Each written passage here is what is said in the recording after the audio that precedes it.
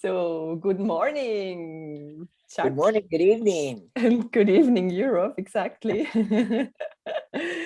We are having Saturday night party.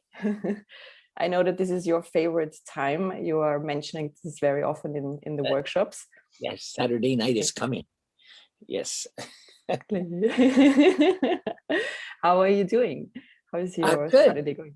Yeah, It's good, up early, getting yeah. breakfast going, feeding the house cats, just Very nice, very nice. We can start. So we are having a workshop coming up next Friday, to which I'm very looking forward to, which is called Wake Up Call for Joy, which is meant or meaning to celebrate, to party, to have joy or feel joyful, which right now maybe is something people really need. But in this pandemic, maybe not for everybody it's so easy to understand or easy to party or to feel to party. What can we do with those people? Can we bring uh, joy into this crisis, into this timeline now? well, what do we do with everybody? It's just love them, just have faith in them, just share ourselves with them, Mm-hmm. because that's how we remain joyous. It's like when you're present 100% and you're giving yourself 100%, you'll be receiving 100%. And people get backed up through their life. They have, times in their life that are so painful. And according to the subconscious, about 85% of what's really going on, we don't know about. But the thing is, we could change that. We could take away that stress that gets locked in the body, those self-defeating patterns, and we can change that. And at every moment there's a choice. Do I want heaven or do I want hell? And heaven is as close as the person next to us, but that means that we don't judge them, because in judgment all you see is your old judgments on yourself, sometimes your ancient judgments on yourself. And you can't have judgment and joy at the same time. But love would melt away that judgment. Love would, flow over the guilt that's underneath the judgment. Mm. And people don't realize, if there was no judgment, there'd be no suffering. If there was no guilt, there'd be no problems or pain. And so a good thing is to remove all the judgments on others, because it just hides judgments on ourselves. So where we want to attack others, we attack ourselves. And so that's what the ego builds itself on, and that's separation. But joy comes from joining. It comes from connection. It comes from love. And where you're really in contact with life, there's a flow. It's lucky. When was the last time you felt lucky? And Next week. yes, but you're not the average person. We want to get the average person to be feeling lucky. So the whole world is feeling lucky. There's so much conflict within people that they don't realize, that's just not necessary. And within that, there's pain and there's fear and there's guilt. But if you took it to the higher court, if you took it to the Supreme Court, everything you feel bad about, with another person, that's not true. And, in the subconscious, which is much bigger than our conscious mind, there's a lot of things that we hid away that just aren't true. And when they're removed, there's a natural bonding there. There's a natural connection. There's a natural sweetness. There's a natural reaching out for other people. When we've had a bad experience, we carry stress inside us. And, it takes only a little bit for people to have post-traumatic stress disorder.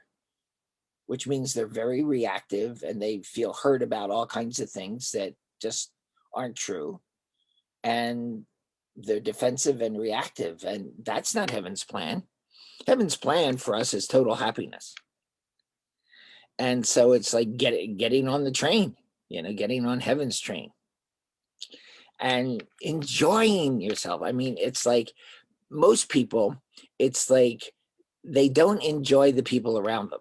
They have all these little judgments and things like this. But what if you just enjoyed them? Because at some point, it's like your husband will be gone and you'll cry your eyes out because, he's gone. The old bugger is gone. Der Schlingel is gone. So, but if you can just enjoy them now, everybody, they're so enjoyable. There's so much to love about them. And then, when they do leave their body, you feel complete.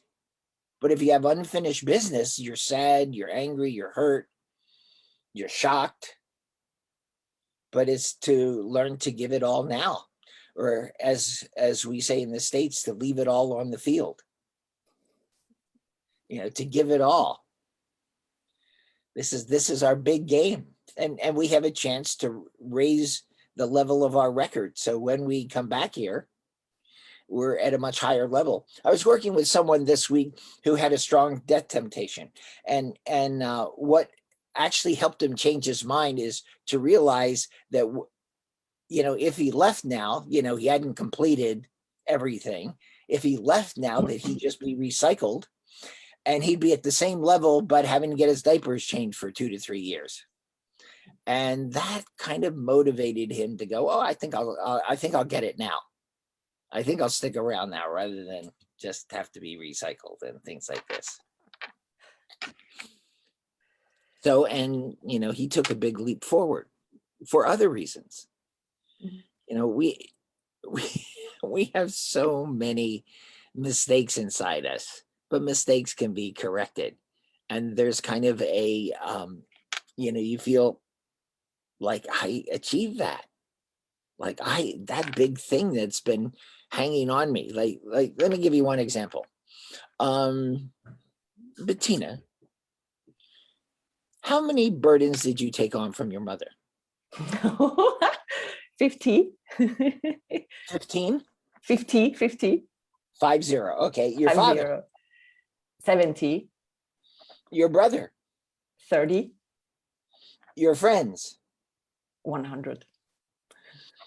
Your ex-boyfriends? Oh, X marks the spot where you buried them. 1,000. 1,000 burdens. And how, so, and then of course, if you had a present boyfriend, you'd ask that too. But it's like, let's see, 1,250. Where's there time for you? You're carrying all these burdens. You ever get tired at night? This was my weekly theme. Yeah, that's true. Yeah. And heaven's going, you're taking over my job. That's what I'm here for. Can you give me all your burdens? And just, heaven wants you not to be so careful, so sorge, heaviness. It doesn't want you to be careless, because that'll get you into trouble, but it does want you to be carefree. Yeah. So can you dump all of those 1,250 burdens and just be, as the Japanese say, yatta!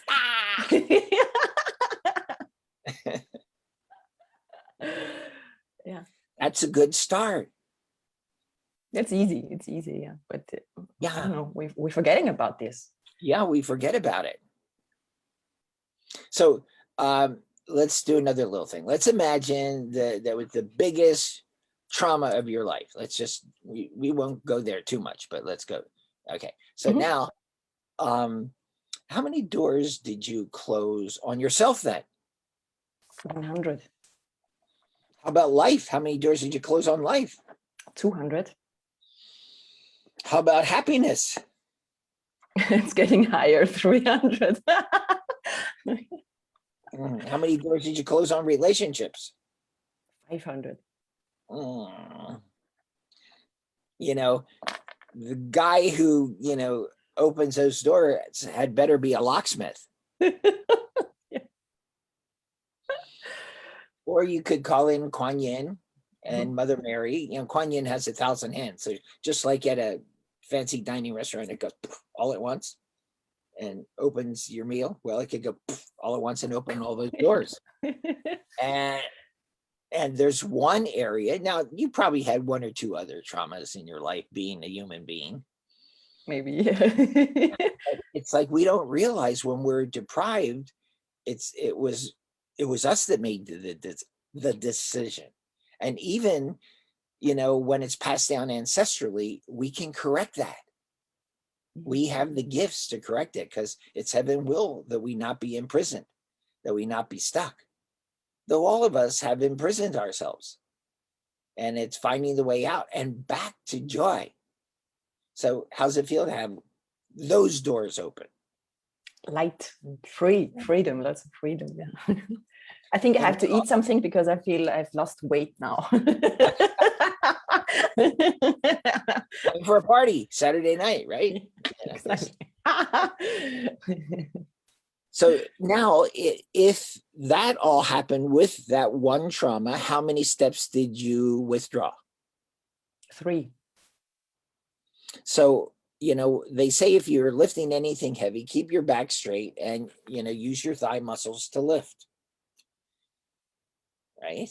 So you're 3 steps back, you're bending over. Your poor back.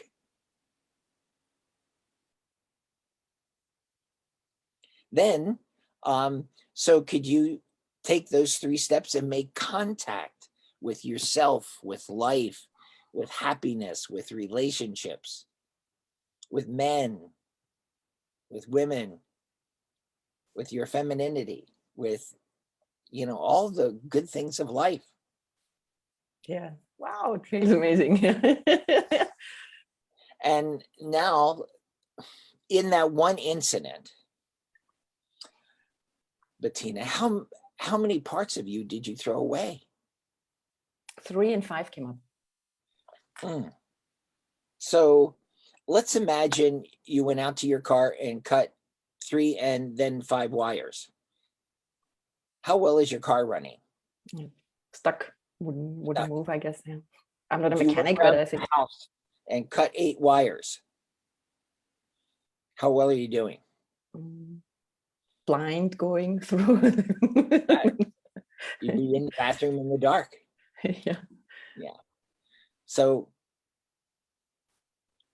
what if you ask your angel, and you actually have a couple of angels around you because you have bigger things to do, and ask them to go get those parts that were thrown away then, and to purify and bless them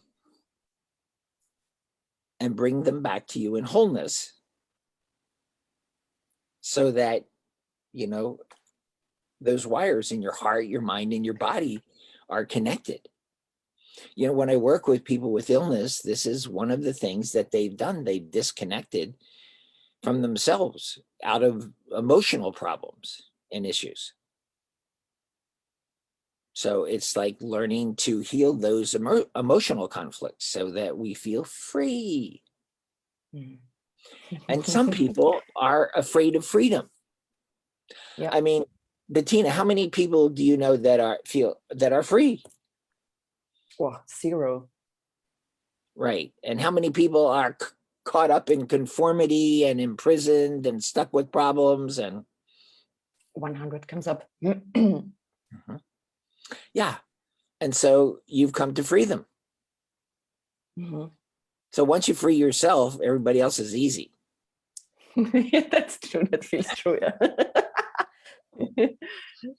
Yeah. It's like over these 51 years of work, I was always the biggest problem. Once I got through my problem, nobody could withstand what I knew to free them if they wanted it at all. Yeah. But why wouldn't they want it? Why would they want to keep it? because they're in alignment with their ego. They want to support their ego. Mhm. But if you're a minion of your ego, it's treacherous. It tortures you. It attacks you. The ego's built on attack and self-attack. And so that creates fear. That creates problems. But if you looked at your life and all the people you thought wounded you, you realize they were just calling for help. They just needed my love. Yeah, yeah. And all of a sudden you changed your mind. Then instead of separating, and separation creates pain. Let's imagine you were in a hospital and you woke up from a car accident and you had a catheter in and you had, all these just tubes in you, and you decide, I'm getting out of here, and you start tearing all that stuff out. Pretty painful. Yeah, yeah, yeah. But if you go, oh yeah, it looks like something happened to me, and you just accept it, and then you start moving out of it. That's the paradox of acceptance. You're not stuck in it. And all pain means there was something we resisted. There's heartbreaks are huge places of resistance. And with that resistance, it covers up the collusion that happens inside. What does that mean? Collusion means that we were part of the problem. We were planning it. Our ego planned it for us. I've taken people back from car accidents to everything else. I'm thinking of a fellow I worked with. I was interested because I had a near-death experience myself. So I was interviewing people who I had found had near-death experiences. And he was in a Mini, and he was driving over the mountain late at night to come to our side of the mountain. And all of a sudden he saw this one headlight coming toward him. He figured, oh, it's a motorcycle, because it was moving really fast. But it didn't stop. And it turned out to be a big car with one headlight out, hit the back of his Mini. It did a triple flip in the air. It got hit so hard. And, things are hitting him. And all of a sudden he goes, I choose to live. And he said, the laws of physics changed right in front of me, because something that was coming right for me all of a sudden went over to the side. He said, my seatbelt released. I was thrown through the windshield, and the car landed and completely pancaked. And so I got to talk to him, about a month later, and I said, let's pretend that you were thinking about dying. How come? He said, well, the tax office was really bearing down on me really hard. They were reviewing the last 5 years, and it was so stressful. And then the tax office was easy compared to my wife. He said it would have been an easy way out. So anyhow, that week, and he had a couple of scratches on him. And he went to the junkyard because in the glove compartment there were some important papers, so he was going to get those. And the guy at the junkyard said, is that your car?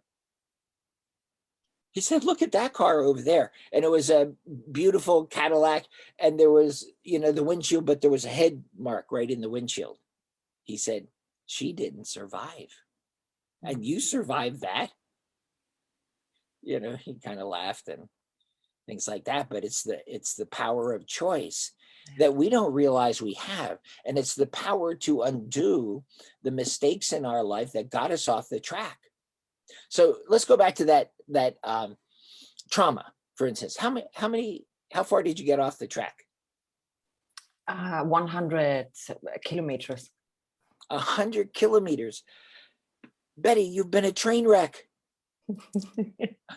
Worse than that guy. Yeah. So you could just ask, you can ask, see, our older brothers and sisters, all the redeemers of the earth, they're there to help us. Anyone you call on, and certainly your angels. But why don't you ask Mother Mary and her angels to just move that 100 kilometer off the track and move you back on heaven's track. Heaven has a much better plan for you than your ego. Your ego says, that's my train wreck that I made. I'm so proud of that, just creative. Yeah. Or, do you want to work for heaven? Yeah. Or be a minion of your ego? And ego is just the principle of separation. And once we get to the age of 18, we don't need it anymore. We needed it for navigation in the world. We don't need it anymore. We learned all we can from it, but it hasn't given up its place. It wants to rule things. Not only you, but everybody else around you, of course. I've had a few boyfriends that you noticed that about, They're your minions, right?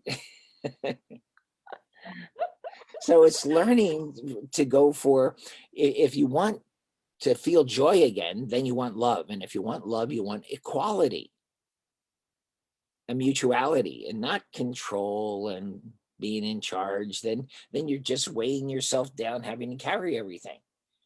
That's heaven's job. And you could be heaven's child. Mm-hmm. You could just be that delight in everyone's life because you're delighted. Mm-hmm. So if there was one thing I would say to get rid of, it would be this judgment, because it's an attack. And instead of attacking, we could help. Mm-hmm. It's a call for help. And when you help someone, you help yourself. Because at an unconscious level, everybody in our world reflects a belief we have about ourselves. So this is the soul level of the mind. And this is patterns we've carried on ancestrally. This is patterns that we've carried on from past lives and from even before past lives. It wasn't just the fall that happened at the beginning of separation. We had hundreds of falls, some people thousands, and each one was a shattered dream. Do you remember your big heartbreaks? You remember? Yes. Just remember one. Mm-hmm. It was the worst part of the pain was it was a shattered dream. Yeah. There was a dream that died. That was the worst, most painful part of it. Now, the shattered dream was a dream. It was an illusion about something outside me is going to make me happy. But what if it's not something outside you? It's not your partner or your husband, the bugger, or you winning the lottery. What if it's you just taking every moment? I could be happy now. I could give myself now, which is one of the experiences where you feel happy. Mm-hmm. And you can learn to remake your whole life and correct the mistakes and complete the promises. This is the thing I found at the unconscious level, that everyone we ever had a problem with, we promised we would save them. We would redeem them. And we brought in the gifts to do just that. But instead of doing that, stepping up, opening up these gifts, receiving heaven's gift for them, we went and used it as an excuse to run away from our purpose. We used it as an excuse to stay small. I mean, we have a whole world of conformity out there where people were afraid of themselves, afraid of their true greatness. The ego wants to inflate you, make you grandiose. And that comes as, just like arrogance, as a compensation for littleness, for feeling inadequate. And then you make yourself self-conscious, so you're watching everything you do. Mm-hmm. I'm watching myself have this wonderful meal. Here, let me take a picture of it. I'm watching myself make love to my partner. Well, that's not making love. That's having sex, because you're not there. Most people are only about 20% in their bodies. Mm-hmm. It's like driving your car from your sunroof, on the rooftop, trying to drive things. And then they wonder why they're not happy. Well, they're not even here. I worked with people, some fairly successful people, that had thrown themselves away so much they were negative points about being here, -6 instead of 6+. And you run away from yourself, but you could run back to yourself. And then your peace, your radiance just shines out of you. Most people are going around with bad cases of post-traumatic stress syndrome, PTSD, especially after this pandemic, which was a collective Exactly. Yeah. eruption. And it's a great opportunity to heal. My wife and I use the bubble of the pandemic and staying here. It's like as a chance to catch up on a lot of romance. I always thought that was a great idea. Thank you for that pandemic. Like, yeah. That's beautiful that you two saw it that way, but I think a lot of people were confronted with fights and their problems actually in this bubble. Yeah, as a matter of fact, just something Lindsay told me about. She heard that a great percentage of people, anywhere from 65 to 85% of people, just wanted to tear their partners apart. Yeah. Because they were forced to be with them 24/7. Mm-hmm. And then there's the kids. Exactly. The buggers. And then there's the cat. I saw a meme about how to conduct a Zoom conference, and there's a guy sitting at the computer, and there's a cat taped to the wall, just. Wow. So thank you very much, Chuck. This was really amazing and really a good insight to what happens in your workshops, actually, what kind of work one can expect and go through. And this is just like 5-10% of all the areas we can get into to get our life back, to get our joy back, to get our love back, to have that sense of horizon and possibility that is there for people. The old saying, if you're still breathing, there's something left to do for your purpose. And that means fulfillment. Yeah. But it's learn to partner with everybody, learn to partner with heaven, and to bring it. It's like, if you're looking to get it out there, good luck. There'd be a lot of disappointment, disillusionment, shattered dreams. But if you're bringing it, you can't be stopped. But if you're giving to get, oopsie, one of the number one causes of heartbreak. I gave them everything. Well, what were you trying to cockroach, as we say in Hawaii? So when you learn we all need to clean up our act. Our ego is very sneaky. So we can start doing that next Friday. Yes, we can. I am very looking forward to that. I guess it will be very joyful and a nice waking up. Exactly. It's like, if we realize we have the power, we're not stuck with the way things are. And that power is responsibility. And that's an ability to respond. And that's the opposite of guilt. Responsibility is the opposite of guilt. And leadership, helping others, it's the art of responsiveness. And as you said, it's a decision. It's always a decision that one can make. Mm-hmm. Thank you very much. It was really, as always, so a pleasure. And we will see each other next week on Friday and celebrate Saturday night again. Yes, we will. Every Saturday night worth celebrate. Every night is worth celebrating. And morning.